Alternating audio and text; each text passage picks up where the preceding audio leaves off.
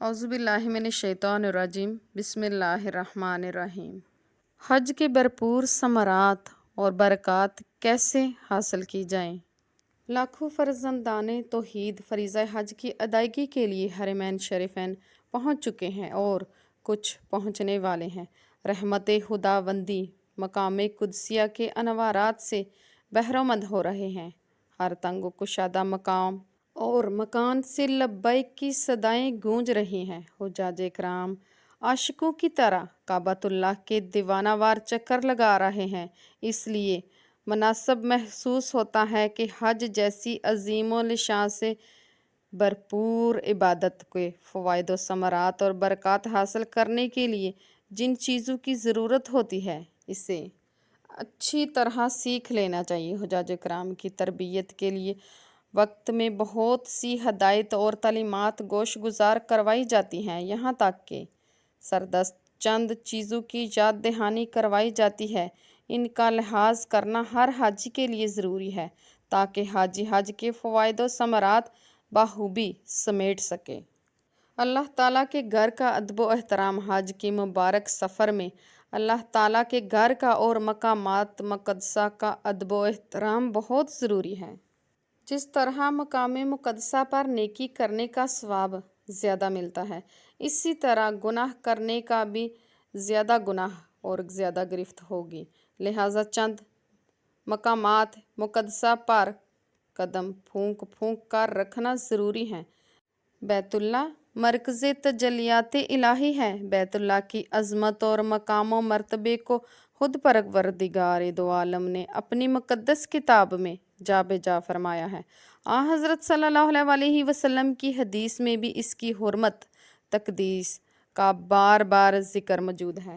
यौम नहर के मौका पर हम लोग जो हज पर नहीं जा रहे उनको किस तरह इसके अनवार तजल्लियात से फैज़ याब हासिल होना है, इस दिन हमको क्या करना होगा, इससे पहले हज बैतुल्लाह की अहमियत को समझते हैं। बारकाए कुद्स के मरकज़ तजल्लियात का नाम बैतुल्लाह हरम काबतुल्लाह है। मालूम होता है कि बैतुल्लाह क़याम आलम व बका कायनात का ज़रिया है। जब तक अल्लाह ताला का ये घर दुनिया में बाकी रहेगा, दुनिया कायम रहेगी और जब इस दुनिया को ख़त्म करने का इरादा फरमाएगा तो इस काबे को वीरान कर दिया जाएगा। गोया काबतुल्लाह और बैतुल्लाह में बकाए आलम का राज है।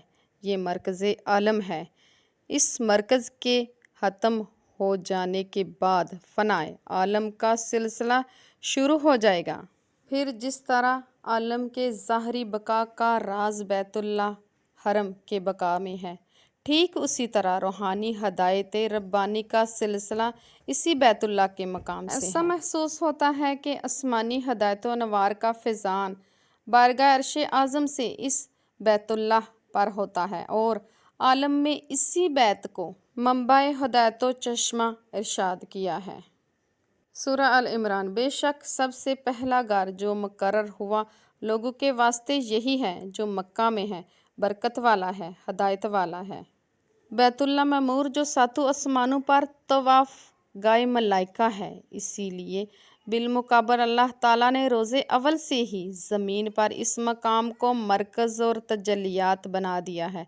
इंसानी तारीख़ के अदवार में भी बैतुल्लाह की तमीर होती रही। मलाइका इकराम, अंबिया इकराम और मुकब्बिरीन बारगाह के वकूफ़, नमाज़ों, दुआओं, अल्लाह ताला के इश्क व मोहब्बत ने इसको ऐसा मंबाए नूर बना दिया कि अक्ल भी हैरान है। यौम नहर के दिन हम हज पर जा रहे हैं या नहीं जा रहे, मगर इसकी बरकतें समेटनी चाहिए। कोई ऐसा काम नहीं करना चाहिए जो अल्लाह ताला को नापसंदीदा हो। कोशिश करके इन दिनों में रोज़ा रख लिया जाए। अल्लाह ताला ने इन्हीं 10 रातों की कसम खाई है। हमें अपने आप को इबादत में इस तरह मसरूफ़ रखना होगा कि हमें लगे कि हम भी वहीं हाजियों के साथ हैं।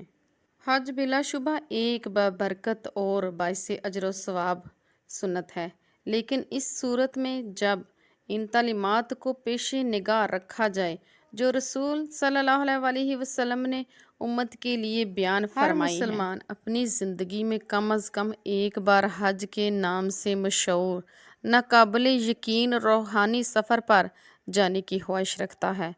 اگرچہ حج کی ادائیگی کے سلسلے میں بہت ساری تفصیلات، قواعد ضوابط ہیں، لیکن خاص نیت رکھنا سب سے اہم ہے۔ حج نہ صرف سب سے اہم مذہبی فریضہ ہے، بلکہ حج کرنے سے مسلمان کا اللہ تعالیٰ پر ایمان مضبوط ہوتا ہے، اس کی روح پاک ہو جاتی ہے۔ حج مکہ مکرمہ اور مدینہ کا ایک روحانی سفر ہے، جو مسلمان اپنی روح کو پاک کرنے، معافی مانگنے کے قریب جانے کے لیے، اللہ تعالیٰ سے رشتہ جوڑنے کے لیے کرتے ہیں۔ ہزاروں سال پرانا حج نبی اکرم صلی اللہ علیہ وسلم کے نقش قدم پر چل رہا ہے۔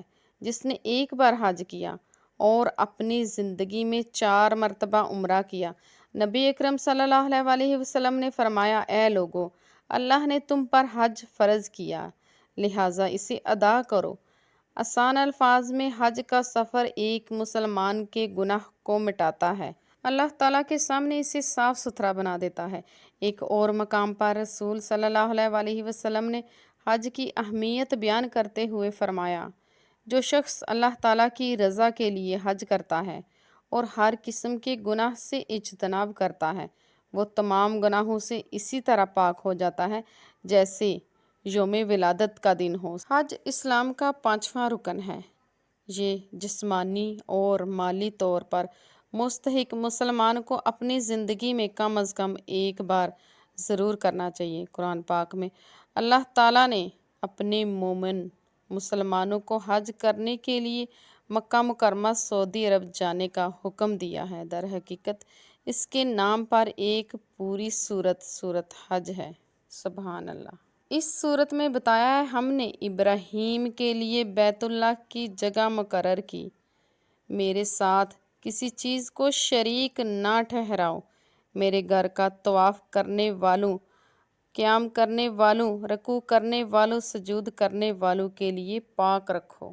اور لوگوں میں اعلان کرو، حج وہ تمہارے پاس پیدل اور ہر دبلے پتلے اونٹ پر آئیں گے، ہر دور دراز سے آئیں گے، تاکہ وہ اپنے لیے فائدے کا مشاہدہ کریں اور معلوم دونوں میں اللہ تعالیٰ کا نام لیں جو اس نے ان کے لیے قربانی کے جانور کے لیے فراہم کیے، پھر وہ اپنی نذریں پوری کریں، قدیم گھر کا طواف کریں۔ اس کا حکم دیا گیا ہے، اور جو شخص اللہ کے مقدس احکام کی تعظیم کرتا ہے تو یہ اس کے لیے رب کے نزدیک اس کے لیے بہتر ہے۔